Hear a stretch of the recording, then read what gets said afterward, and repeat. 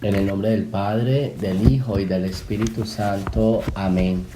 Del primer libro de Samuel. Había un hombre de la tribu de Benjamín llamado Quis. Era de gran valor. Tenía un hijo llamado Saúl, joven y de buena presencia. Entre los israelitas no había nadie más apuesto que él. Era el más alto de todos y ninguno le llegaba al hombro. Un día se le perdieron las burras a Quis y éste le dijo a su hijo Saúl: toma contigo a uno de los criados y vete a buscar las burras. Recorrieron los montes de Efraín y la región de Salisá, pero no las encontraron. Atravesaron el territorio de Saalín y no estaban allí. Después la tierra de Benjamín y tampoco las hallaron. Entonces se dirigieron a la ciudad donde vivía Samuel, el hombre de Dios. Cuando Samuel vio a Saúl, el Señor le dijo: este es el hombre de quien te he hablado. Él gobernará a mi pueblo. Saúl se acercó a Samuel, que se encontraba en la puerta de la ciudad, y le dijo: indícame por favor dónde está la casa de tu vidente. Samuel le respondió: yo soy el vidente. Sube delante de mí al lugar sagrado y quédate a cenar conmigo. Mañana temprano te despediré después de decirte todo lo que está en tu corazón. Al día siguiente, muy temprano, Samuel tomó el cuerno donde guardaba el aceite y lo derramó sobre la cabeza de Saúl. Después lo besó y le dijo: el Señor te ha ungido como jefe de Israel, su pueblo. Tú reinarás sobre el pueblo del Señor y lo librarás de los enemigos que lo rodean. Palabra de Dios. Bien, hoy estamos escuchando la unción, cómo Samuel unge a Saúl como nuevo rey de Israel o como primer rey de Israel, ¿sí? Se dice la historia, cuando Samuel vio a Saúl, fue Dios el que le dijo: este es el elegido, úngelo a él como rey. Entonces Dios en esta lectura elige a Saúl como rey. Pero, o sea, esto es lo que dice la lectura. Yo quiero ir un poquito más a fondo, y es porque en medio de este contexto hay unas burras que están perdidas. O sea, un hombre llamado Quis, ¿sí? Se le perdieron las burras y mandó a Saúl a buscarlas. Y cuando Saúl empieza a buscar a las burras, no las encuentra y finalmente termina en el territorio donde está Samuel. A mí me parece, obviamente todos lo sabemos, muy providencial, y sabemos la frase de que Dios escribe derecho en renglones torcidos, porque es que Saúl, buscando las burras, encontró la bendición de Dios. Y esa es una enseñanza muy bonita, de que nosotros tenemos que confiar y estar atentos a todos los signos, y que el Señor en cualquier momento nos va a hablar y nos va a elegir y nos va a mostrar el camino. O sea, providencialmente todo va a suceder. Hay una frase que tiene San Pablo, que posiblemente me la han escuchado muchas veces, que dice: todo sucede para el bien de los que aman a Dios. Y obviamente Saúl estaba buscando sus burras y se encuentra con esto, de que fue ungido rey, ¿sí? Entonces, esto es para enseñarnos también a nosotros de que Dios tiene muchas maneras de actuar. Los caminos de Dios son perfectos, los planes de Dios son perfectos, el tiempo de Dios es perfecto, y Él nos va mostrando siempre sus proyectos, pero tenemos que aprendernos a tener esa apertura, ¿sí? Porque eso es lo que tenemos que hacer, ¿sí?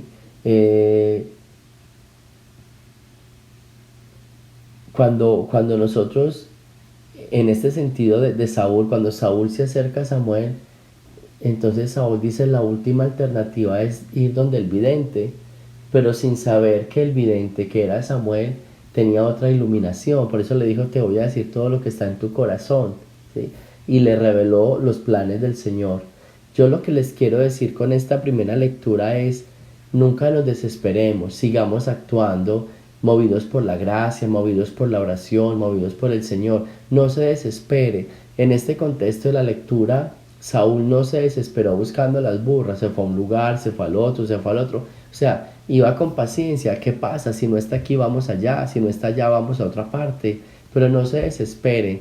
En algún punto de la historia Dios va a poner su mano. Esa frase me gusta mucho. En algún momento de la historia Dios va a poner su mano, o va a mostrar su brazo, o va a poner su firma. Lo único que necesitamos es no te desesperes. Si no la encuentras hoy, será mañana, será pasado mañana. Sigue avanzando, buscando.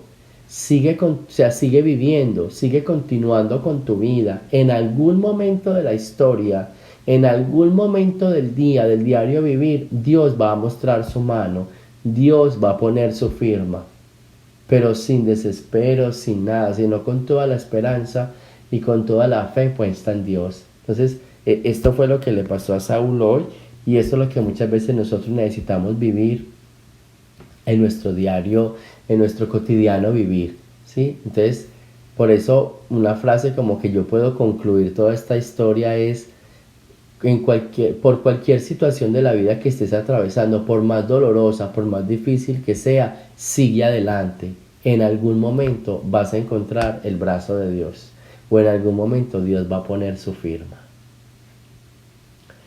Del Santo Evangelio según San Marcos. En aquel tiempo Jesús salió de nuevo a caminar por la orilla del lago. Toda la muchedumbre lo seguía y él les hablaba. Al pasar vio a Leví, Mateo, el hijo de Alfeo, sentado en el banco de los impuestos, y le dijo: sígueme. Él se levantó y lo siguió. Mientras Jesús estaba a la mesa en casa de Leví, muchos publicanos y pecadores se sentaron a la mesa junto con Jesús y sus discípulos, porque eran muchos los que lo seguían. Entonces unos escribas de la secta de los fariseos, viéndolo comer con los pecadores y publicanos, preguntaron a sus discípulos: ¿por qué su maestro come y bebe en compañía de publicanos y pecadores? Habiendo oído esto, Jesús les dijo: no son los sanos los que tienen necesidad del médico, sino los enfermos. Yo no he venido para llamar a los justos, sino a los pecadores. Palabra del Señor. Bueno, dos cosas bien interesantes. El llamado de Leví, o sea, de Mateo, era un cobrador de impuestos, era un pecador público, y Dios puso su mano sobre él y lo llamó. ¿Sí ven? Quién sabe cuántos habían orando por él, o pidiendo que cambiara, o bueno, lo que sea. Pero le llegó el turno a Leví. Dios puso la mano sobre Leví y lo llamó a que lo siguiera. ¿Sí ven? Es eso. Es cuando estés pidiendo por alguien, simplemente di: Señor, yo voy a orar y yo voy a pedir por esta persona. En algún momento tú vas a poner el brazo. ¿Cuándo? En el momento que tú lo consideres. Cuando tú pases y llames a esa persona y pongas tu mano poderosa. Ya, yo no me voy a desesperar. Yo voy a hacer lo mío. Como lo hizo, o sea, como muestra la escena o la primera parte de este evangelio. Pasando, vio a un cobrador de impuestos, lo llamó. En esa llamada Mateo encontró la conversión, en esa llamada Mateo encontró la salvación. Lo único que necesitamos es: Señor, pon tu brazo, pon tu firma, haz tu llamada. Esa es la primera parte. Y lo segundo, ya varias veces hemos hablado de esto: un Jesús que se sienta a comer con pecadores, y que pues empiezan los fariseos a murmurar. A mí me gusta mucho la frase, todos nos la sabemos o la hemos escuchado: no son los sanos los que necesitan del médico, sino los enfermos. Yo no he venido a llamar a los justos, sino a los pecadores. A nosotros se nos olvida mucho esa frase o esa escena, porque a veces queremos aparecer ante los demás como los más justos, como los más buenos, cuando no es así. O sea, si realmente nosotros somos los más justos y los más buenos, pues qué pesar, nos perdimos del banquete del Señor, porque el banquete del Señor no son para los buenos, son para los pecadores. Yo le agrego siempre la frase: para los pecadores que intentan mejorar, pero que seguimos pecando, seguimos pecando. Esto no se hizo para los buenos.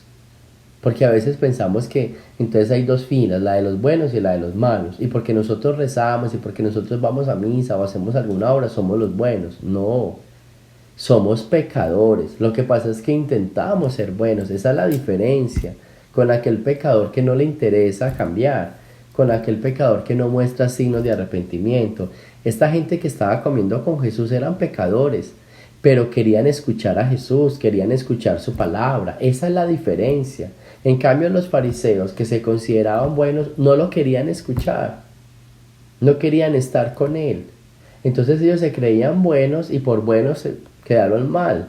Y los que eran mal, por intentar ser mejores, por intentar cambiar, quedaron como buenos. ¿Se fija? Esas diferencias tan bonitas. O sea, está bien, tenemos que empezar a cambiar, pero no es sentirnos los mejores. Seguimos siendo pecadores, pero siempre con el ánimo de cambiar, siempre con el ánimo de ser mejor, de intentar ser mejor. Que esa sería como la tarea a la luz de este evangelio.